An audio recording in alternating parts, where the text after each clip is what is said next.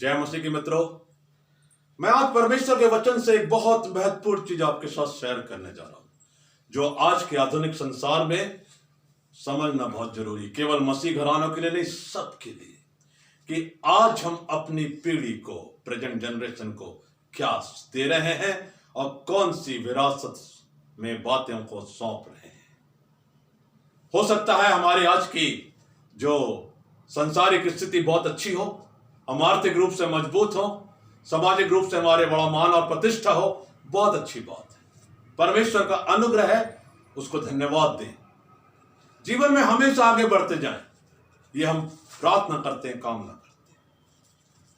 लेकिन जब मैं बाइबल के कुछ अंशों को पढ़ रहा था तो एक बात उभर कर आई जो आज प्रचार किया जाना बहुत जरूरी है। आज लोगों के बीच में उस वचन को लाया जाना बहुत जरूरी है कि हमारी आज की पीढ़ी को क्या हम वास्तव में परमेश्वर का कलाम सौंप रहे हैं, वचन सौंप रहे हैं या नहीं सौंप रहे हैं। मैं एक घर में विजिट करने गया और उस घर में एक बड़ी समस्या थी कि घर के लोग बड़े संपन्न तो थे लेकिन आत्मिक रूप से बड़े कमजोर थे। घर के जवान बच्चों को यह नहीं मालूम था कि बाइबल में कितनी पुस्तकें हैं। मुझे बड़ा अफसोस हुआ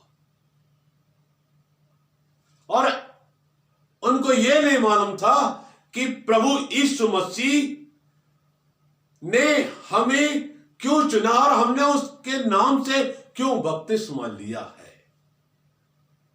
प्रियो, बहुत जरूरी है जानना। यह एक बोझ के साथ इस वचन को मैं आपके साथ शेयर कर रहा हूं। हो सकता कुछ बातें बड़ी स्पष्ट हो लेकिन जरूरी है जानना और उनको आज के परिप्रेक्ष्य में, आज के संदर्भ में समझना। द प्रेजेंट वर्ल्ड, आज का संसार कैसा है, हाउ इट इज गोइंग। मैंने मुख्य पद लिया है न्यायों 2:10, जजेस 2:10। और उस पीढ़ी के सब लोग भी अपने अपने पितरों में मिल गए। तब उसके बाद जो दूसरी पीढ़ी हुई, उसके लोग ना तो यहोवा को जानते थे ना उस काम को जो उसने इस्राएल के लिए किया था। कितना दुख का एक वचन है। नई पीढ़ी को नहीं मालूम यहोवा कौन है। उनको लोगों ने बताया नहीं, उनके माता पिता ने, कि उनके पूर्वज मिस्र देश में गुलाम थे और कैसे अद्भुत रीति से लाल सागर को दो भाग किया गया। लाखों की संख्या के लोग निकल गए और प्रतिज्ञा के देश कनान पहुंचे। कैसे आसमान से मन्ना गिरा, परमेश्वर ने उनकी भूख को पूरा किया, उनको संतुष्ट किया, उनको भूख लगने पर तृप्त किया उत्तम भोजन से। उस समय में ना उनके कपड़े फटे ना पैरों की जूतियां खराब हुई। एक अद्भुत परमेश्वर को कहीं अच्छे से बतलाने में हम जो वर्तमान पेरेंट्स हैं, अगुए हैं, लोग हैं, कहीं चूक तो नहीं रहे। लिखा है अंत के दिनों में समस्याएं आएंगी। तीमुथियुस की पत्रियों में लिखा हुआ है पौलुस ने कि लोग अभिमानी डींगमार हो जाएंगे, केवल खुद के लिए सोचेंगे, सुख विलास के चाहने वाले होंगे, भक्ति का भेष तो धरेंगे परंतु उसकी शक्ति को नहीं मानेंगे। होगा ऐसा और ऐसा हो रहा है, वचन में लिखा हुआ है। अच्छी बात है, अपने बच्चों को अच्छी शिक्षाएं दे रहे हैं, उनकी शिक्षा के लिए, अच्छे रोजगार के लिए लाखों रुपए खर्च कर रहे हैं। Technology, science, investigations, discoveries, computer science, new discoveries, arts, commerce, maths, so many subjects, so many fields. और आपके सामने बहुत कुछ पढ़ने के लिए है, बहुत कुछ करने के लिए है नए संसार में, मॉडर्न वर्ल्ड में। लेकिन एक बात है कि क्या हमने अपने बच्चों को, अपनी पीढ़ियों को इस संसार को बनाने वाले परमेश्वर के बारे में निरंतर सिखाया है। क्या हमने अपने बच्चों को कंप्यूटर के साथ साथ, टेक्नोलॉजी के साथ साथ प्रभु यीशु मसीह का कलाम भी बांटा है उनको, और उनको उत्प्रेरित किया है कि वो परमेश्वर के कलाम के अनुसार चले। आज बहुत से मसीह घरानों में आत्मिक दुर्बलता है। जैसा ये नहम्याह नबी कहता है, यरूशलेम के फाटक जले हुए हैं और शहरपनाह टूटी हुई है। आज कितने लोग बड़ी गंभीरता के साथ अपनी पीढ़ी को, अपने बच्चों को परमेश्वर के वचन में भी आगे बढ़ा रहे हैं, उसमें भी सिखा रहे हैं। ऐसा तो नहीं हम खुद भी नहीं जानते हैं। ये हुआ ना जो न्यायियों 2:10 में कहा गया है, लोग सिखाना भूल गए, बतलाना भूल गए, और इसलिए शैतान बलवंत होते जा रहा है और मसीह जीवन जो फलवंत होना चाहिए वो कमजोर होता जा रहा है। बहुत चिंता की बात है, एक दिन सब कुछ खत्म हो जाएगा, और 101% नहीं, आप 1000% निकाल लीजिए, बाइबल कहती है तो वो सत्य है और सत्य कभी नहीं बदलेगा। प्रभु यीशु मसीह आएंगे और यहोवा परमेश्वर ने कहा है हर एक को उसके कामों के अनुसार वो लेखा लेगा और उनका न्याय किया जाएगा, और न्याय होगा। There will be judgement of each and every person, whether you are rich or poor, आप अमीर हो या गरीब हो, आप किसी भी देश के हो, गोरे हो, काले हो, नाते हो, ऊंचे हो, सबका न्याय किया जाएगा। गलतियां तब शुरू होती हैं जब हम अपनी गलतियों को स्वीकार करने को तैयार नहीं होते और भी गलतियां करते जाते हैं। जब अपनी आंखें बंद कर लेते हैं कि हमारे आसपास जो कुछ हो रहा वो ठीक नहीं हो रहा, लेकिन हमको बिल्कुल ध्यान नहीं है, हम वही गलती पे गलती करते जाते हैं। व्यवस्था विवरण 6 में एक बहुत अच्छी बात लिखी हुई है, ये आज्ञाएं जो मैं आज तुझको सुनाता हूं वो तेरे मन में बनी रहे, और तू इन्हें अपने बाल बच्चों को समझाकर सिखाया करना, और घर में बैठे, मार्ग पर चलते, लेटते उठते इनकी चर्चा किया करना। चार्ल्स वेस्ली और जॉन वेस्ली जो विश्व मसीही जगत में बहुत बड़े प्रभु के सेवक हैं, उनकी एक गवाही है कि उन लोग ढेर सारे भाई बहन थे, लेकिन उनकी माता सबकी देखभाल करती थी, उठते बैठते हर समय चलते उनको परमेश्वर के बारे में बताया करती थी, और इसलिए आज उनकी मिनिस्ट्री को सारा संसार जानता है। आज मैं आपको यही बात बड़े नम्रता के साथ कहना चाहता हूं। यदि आप अपने बच्चों को संसारिक शिक्षा दे रहे हैं, बहुत अच्छी बात है, लेकिन उससे कई गुना अच्छी बात होगी उन्हें परमेश्वर की शिक्षा भी अवश्य दीजिए। उन्हें प्रभु यीशु मसीह के द्वारा उद्धार का ज्ञान अवश्य दीजिए।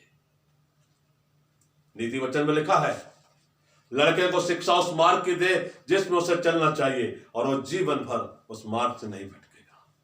आज बहुत से घरों में कलह और अशांति क्यों है, झगड़े क्यों है, प्रॉपर्टी के पीछे झगड़े क्यों हैं? क्योंकि लोग स्वार्थी हो गए हैं। वो अपने बारे में क्यों सोच रहे हैं? क्योंकि उन्होंने परमेश्वर के वचन को जाना नहीं है। बहुत से लोग आज प्रभु यीशु मसीह से बहुत दूर हैं, परमेश्वर से दूर है, केवल उनको संसार ही सब कुछ लगता है। यह संसार सब कुछ नहीं है मेरे दोस्तों, अजीजों, ये फाइनल डेस्टिनी नहीं है हमारे जीवन की। इस सच्चाई को आप मानिए ना मानिए, लेकिन सत्य है कि परमेश्वर ही सत्य है और प्रभु यीशु मसीह जगत का उद्धार करता है। Besides all the education system, besides all the teachings and discoveries of the world, there is God over everything, and He controls everything. उसके नियंत्रण में सब कुछ है। अच्छा हो कि एक पीढ़ी जब खत्म हो दूसरी पीढ़ी आए तो हम परमेश्वर को उनके साथ परमेश्वर के बारे में उनको बताते चले। उन्हें सबसे बेस्ट गिफ्ट जो होगा, आप उन्हें यीशु मसीह दीजिए, उन्हें यीशु मसीह के बारे में बतलाइए और उन्हें बतलाइए कि यीशु मसीह हमारे उद्धार के लिए इस संसार में आया, क्रूस पर अपनी जान दी और हमारे लिए नया जीवन देने के लिए वो स्वयं तो मर गया, लेकिन मृत्यु पर तीसरे दिन जीवंत हो उठा और हमें भी वो मृत्यु पर जीवंत करता है। आज हम अपनी पीढ़ी को क्या सौंप रहे हैं, क्या देख रहे हैं या क्या देकर जाएंगे? याद रखिए, कलीसियाओं को भी समझना होगा, विश्वासियों को समझना होगा, अगुओं को समझना होगा, समाज को समझना होगा और हर एक माता पिता और हर एक धार्मिक सामाजिक अगुवे को इस बात को समझना होगा कि हम अपने बच्चों को, वर्तमान पीढ़ी को क्या दे रहे हैं। हम उन्हें नैतिकता के गुण दे रहे हैं या उन्हें, अगर वो अनैतिकता में जाकर अपने जीवन का विनाश करे तो उन्हें संभालने की कोशिश नहीं कर रहे। हम उन्हें परमेश्वर दे का वचन सौंप रहे हैं या हम आंख मूंद कर वो जिस भी रास्ते में जा रहे हैं उसमें उनको रोक नहीं रहे हैं। हमारे सामने प्रश्न है कि वो सांसारिक रूप से तो बहुत बलवान है, ज्ञानवान है, लेकिन क्या वो आत्मिक रूप से ज्ञानवान और बलवान है? ये हमें बड़े गंभीरता के साथ जांचने की और बहुत ज्यादा जरूरत है। हमारी पीढ़ी कहां जा रही है? कहीं वो झूठ, लालच, जीविका का घमंड, मनोरंजन या केवल पैसा कमाने के ही ध्येय में तो नहीं जी रही, और ऐसा हो रहा है। आज मेरी 30 साल की अभी तक की पासबान की मिनिस्ट्री में मैंने इस कटु सत्य को निरंतर देखा और इस चैलेंज को फेस कर रहा हूं। बहुत से प्रभु के दास और दासियां फेस कर रहे हैं और वो बड़े गंभीरता के साथ लोगों को बता रहे, अच्छी बात है, आप जीवन में आशीष पाइए, आप जीवन में अनुग्रह पाइए, जीवन में बहुत आगे जाइए, हर तरीके से आप आशीषित और फलवंत होइए। ईश्वर आपको दुनिया भर की सारी चीजें दे, लेकिन एक बात याद रखिए कि सबसे पहले परमेश्वर को रखिए। अपनी पीढ़ी के लिए एक अच्छा प्लेटफॉर्म तैयार कीजिए जो धार्मिक प्लेटफॉर्म हो, ताकि ये संसार शैतान के वश में ना हो, हमारे बच्चे, हमारी पीढ़ियां शैतान के वश में ना हो, परंतु परमेश्वर के अनुग्रह में पलते और बढ़ते जाए। जब मिस्र देश में नया फिरौन आया तो वो डर गया कि इस्राएलियों की संख्या बहुत ज्यादा हो गई है और उसने अपने दरबारियों से कहा, हमें इन पर अंकुश लगाना चाहिए। उन्होंने उनके काम को बढ़ा दिया। परमेश्वर पिता ने मूसा और हारून को भेजा। उन्होंने परमेश्वर के द्वारा बताए गए वचनों को शेयर किया इस्राएली धर्म विरुद्धों के साथ, प्राचीनों के साथ, और उनको बताया। वो बड़े खुश हुए। लेकिन दूसरी ओर फिरौन उन पर और परेशानियां डाल रहा था और वचन में लिखा है, तब वे जान गए कि उनके संकट के दिन आ गए और इस्राएली मिस्र देश में गुलामी का जीवन जी रहे थे। सच्चे परमेश्वर के अनुयायी गुलाम हो गए थे। आज हमारे मसीह समाज की, आज प्रभु यीशु मसीह के चलने वाले लोगों की जीवन कैसा है? कहीं संकट के दिन तो नहीं आ गए? कहीं हम आत्मिक परतंत्रता में तो नहीं जी रहे हैं? कभी हम पाप की गुलामी में के वश में होकर तो अपने जीवन को बर्बाद नहीं कर रहे हैं? और एक पूरी पीढ़ी इस विनाश में निरंतर जा रही है। हमें जागना होगा, सतर्क होना होगा। पौलुस के शब्दों में, हे सोने वाले जाग और मुर्दों में से जी उठ, क्योंकि मसीह की ज्योति नहीं चमक रही अगर लोगों पर, तो अंधकार का साया बढ़ते जा रहा है। हे सोने वाले जाग और मुर्दों में से जी उठ। यूहन्ना रचित सुसमाचार 9वें अध्याय में प्रभु यीशु मसीह कह रहे हैं, हमें दिन ही दिन में बहुत से काम करना है, क्योंकि वो रात आने वाली जिसमें कोई कुछ नहीं कर पाएगा। शैतान पूरा जोर लगा रहा है जीजो कि संपूर्ण प्रभु यीशु मसीह के न्यायों का विनाश कर डाले, लेकिन वो कभी भी इस कार्य में सफल नहीं होगा, क्योंकि प्रभु के दास और दासियां घुटनों में होकर प्रार्थना कर रहे हैं। उतनी ही जितनी भी समस्याएं हों, उतने ही जोश के साथ परमेश्वर का कलाम बांटा जा रहा है। लेकिन जो आज का विषय है, जो मैंने आपके साथ बांटा है, वो हमें ध्यान देना है कि हमारी कलीसियाओं में, हमारे समाज में, हमारे परिवारों में निरंतर प्रार्थना, परमेश्वर का वचन का पाठ होना बहुत जरूरी है। और अपने बच्चों को सांसारिक शिक्षा के अलावा सबसे अधिक हमें उन्हें प्रभु यीशु की शिक्षाओं को देना है, ताकि वो जीवन भर उसके मार्ग से ना भटक सके और अनंत जीवन के भागीदार हो। आज के कलाम के द्वारा प्रभु परमेश्वर आप में से हर एक को बहुत बहुत बरकतें दे। आमीन। प्रार्थना करेंगे। प्रभु यीशु, हम आपको धन्यवाद देते हैं वचन के माध्यम से हमसे बातचीत करने के लिए। हम धन्यवाद देते हैं, आपने हमारी मदद की है। ओ खुदावन, हम आज की पीढ़ी के लिए प्रार्थना कर रहे हैं, बड़े गिड़गड़ा कर प्रार्थना कर रहे हैं प्रभु, कि हम सब बचाए जाए। हमारे माता पिता, अगुवे, सब लोग बड़े जिम्मेदारी के साथ अपनी पीढ़ी को आपके करीब ला सके और आपके वचन के अनुसार चलाने वाले बन सके। जो कुछ प्रचारा गया है, सारी बातों में आपको महिमा मिले, प्रभु यीशु मसीह के नाम से, आमीन। प्रियो, हम आपसे निवेदन करते हैं, हमारी मिनिस्ट्री जो हम प्रभु यीशु क्रिस्त की महिमा के लिए निरंतर कर रहे हैं, आप अवश्य प्रार्थना कीजिए। हम भी आपके लिए प्रार्थना कर रहे हैं। हमारे चैनल को अवश्य ही सब्सक्राइब करें और मैं आपसे निवेदन करता हूं, प्रार्थना में बने रहें। वक्त बहुत चैलेंजिंग है, चुनौतीपूर्ण है, और हमें प्रभु यीशु मसीह के मार्ग पर चलते जाना है। आमीन, आमीन। प्रभु आप में से हर एक को आशीष दे। आमीन।